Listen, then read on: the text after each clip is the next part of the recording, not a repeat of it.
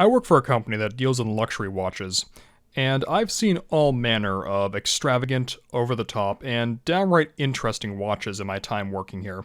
But the one that we got earlier this week is hands down the most, interesting that I've ever seen. I don't think you're ready for this, but here it is. This is the Konstantin Chaykin Joker. It's got a titanium case, a nice wavy guilloche style, an automatic movement with an in-house module, and the way it tells time is truly bizarre. The left subdial is of course the hours, while the right subdial is the minutes.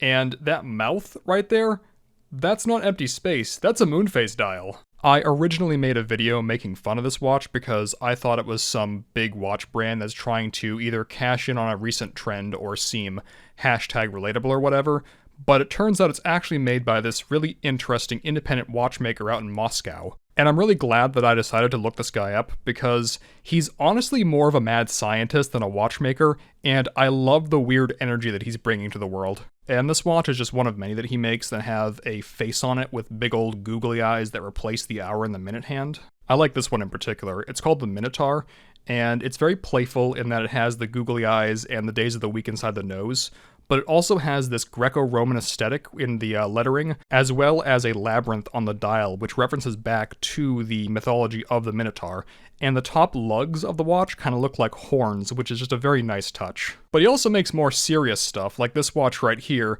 called the Cinema, which I cannot believe exists. It's modeled after a film camera, and when you push a button, it displays this running horse, which if you've ever taken any introduction to film classes, you know what that's from. And that's not some LED screen or something like that. That's literally a disc with 12 images that spins really fast so that you only see one frame every 0.7 seconds.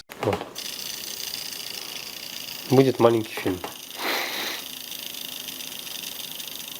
But yeah, there's way more to talk about, and if you want to learn more about this guy, I would suggest watching Watches TV's video on YouTube. I have a justifiably cynical outlook on the intersection between creativity and commerce, and I'm very glad that I was able to kind of look past that this time and look more into this, because otherwise I would have missed out on a very creative individual who I think is making stuff more from a place of passion than, you know, trying to make as much money as possible.